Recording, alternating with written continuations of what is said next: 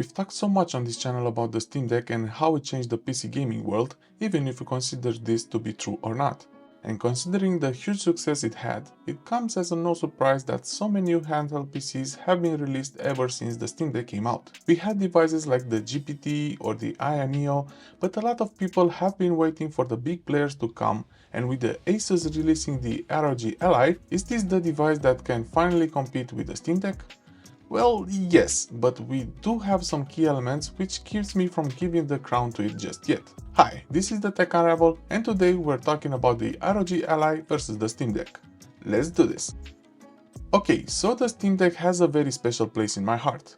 It managed to get me back into PC gaming, from which I was away for more than 15 years.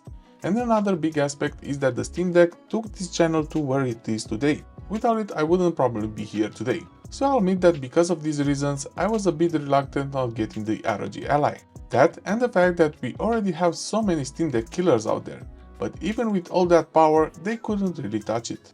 And I see two main reasons for that. The first one is the price. For example, Aya Neo has released so many Windows devices that I lost track of.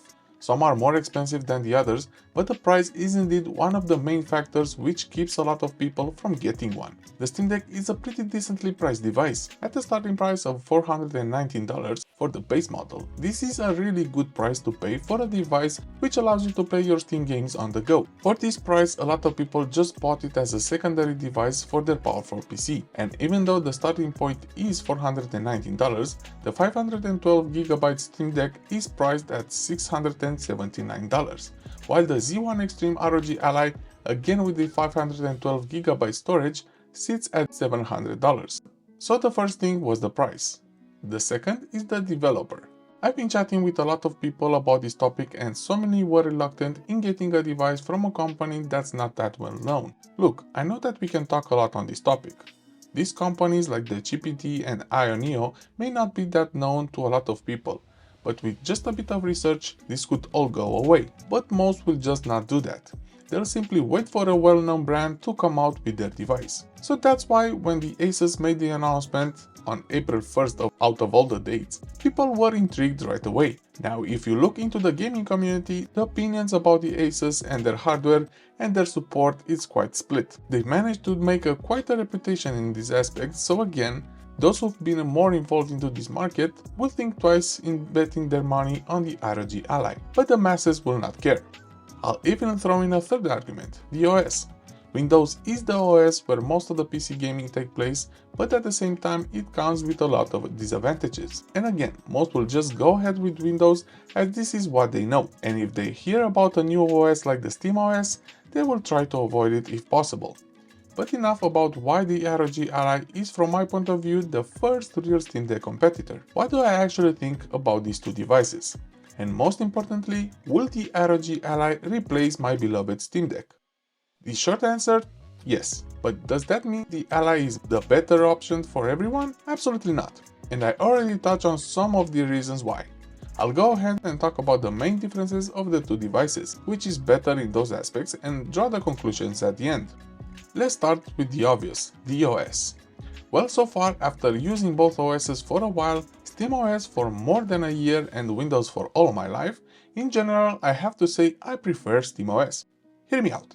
You'll see that there will be quite a few out there who will agree with me on this one.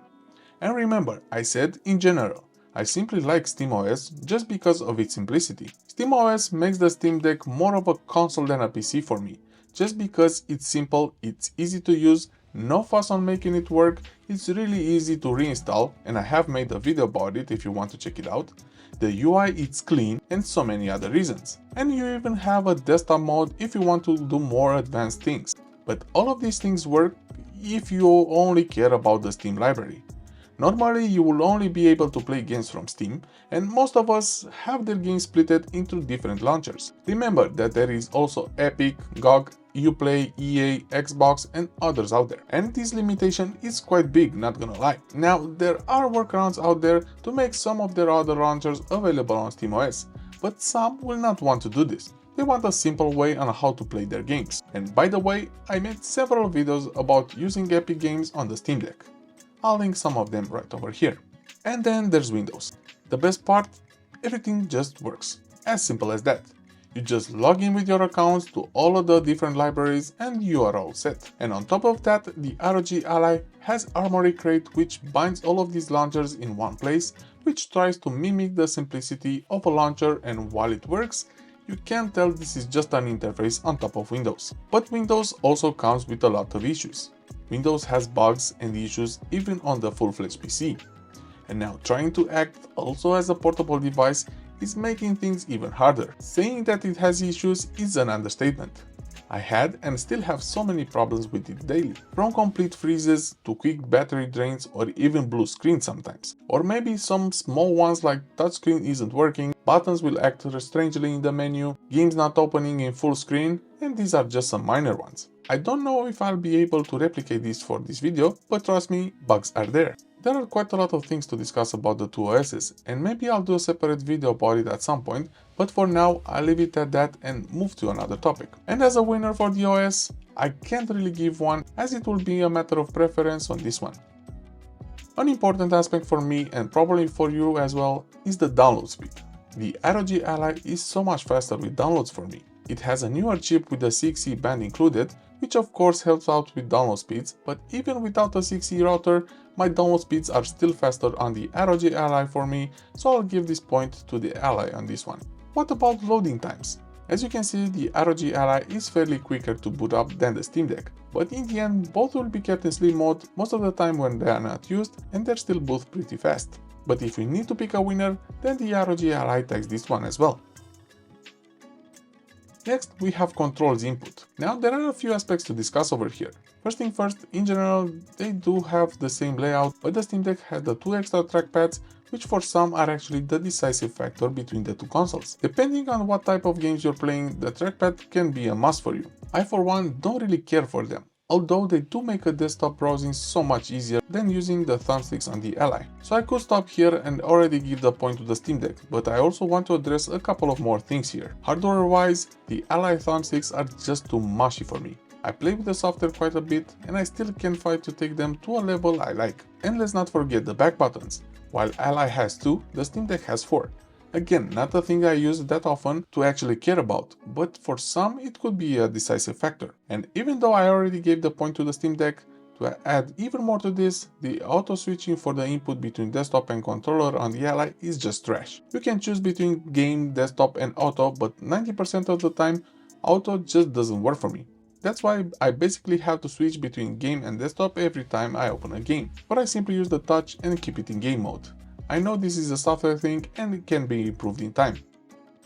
Next, I'll try to add a few elements in one and we'll talk about hardware. And not about performance. First of all, the design. The Steam Deck can be pretty big and you feel this even worse when traveling.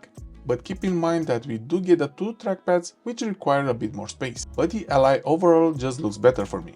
The design is more eye-pleasing from my point of view, and I actually like the white housing. The plastic feels better than the Steam Deck, with the exception of the thumbsticks and the action buttons. Those just feel off on the Ally.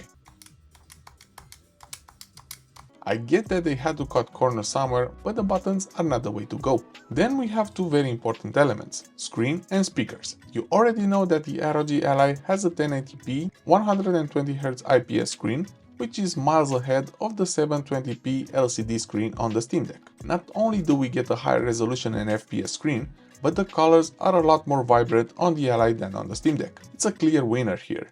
And then the speakers. Although the Steam Deck has speakers which are more than good enough for me, for a device this size I was actually blown away by the Ally speakers. These sound incredible, and I find myself using them even for some casual music when I'm using the Ally as a PC, hooked to a monitor. Oh, and a quick shout out to the RGB thumbsticks. It's a really nice touch from Asus, and if you don't like them, then you can simply turn them off. Still on the harder subject, the Ally also comes with a fingerprint scanner which is really fast and I really enjoy using. This makes the device more secure than the Steam Deck, which only allows you to put a code whenever you turn off the screen. And then there's the fan. The Steam Deck is well known for their loud fans. I've mentioned this in my Steam Deck issues video as well. These fans can get really loud. But funny enough, the ROG Ally is much quieter than I expected. It's not even close to the Steam Deck. So again, I have to give this point to the ROG Ally.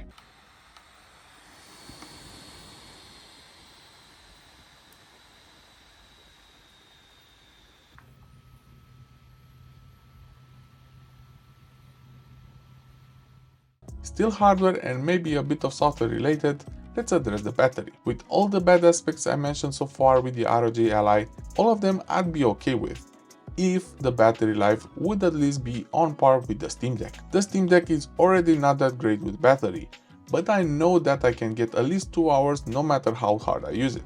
The ROG Ally does give you 3 options related to power, with silent, performance and turbo, and most of the time I do use it on performance. And my expectations for the Ally is to have a battery life in performance mode at least close to the Steam Deck. I monitored the battery life a lot, and most I managed to get out of it in performance mode only was for 1 hour and 52 minutes.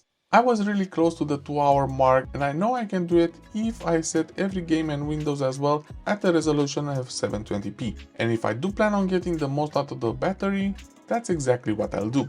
But it's a shame and at the same time something we were expecting out of this device. If you compare the ROG Ally with a gaming laptop, then it's on par with them. But if you compare it with other consoles like the Steam Deck or even worse the Nintendo Switch, then this battle is not even close.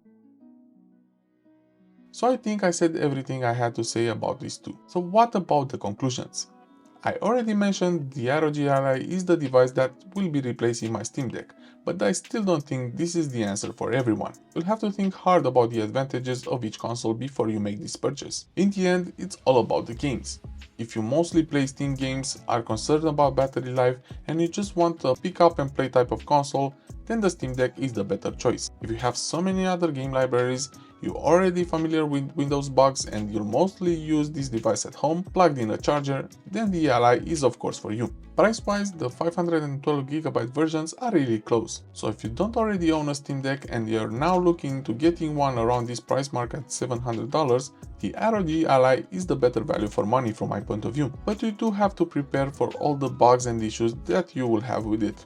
If you just want a handheld PC for casual gaming, I still believe that the best value is for the 256GB Steam Deck, the model that I already have, priced at $549, and if you are watching this video around the summer sales, you can get it for $465. If you're looking for a handheld PC, I think this is the one to get. And what do you think about the two devices?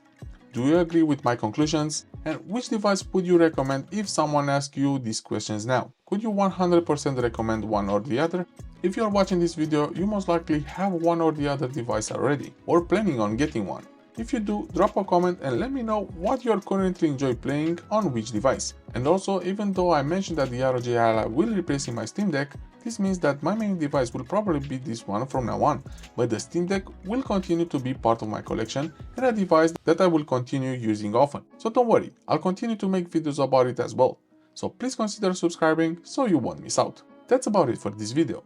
Before we go, please drop a like and thank you if you made it this far. That's it for now, this is the Tech Unravel and I will catch you in the next one.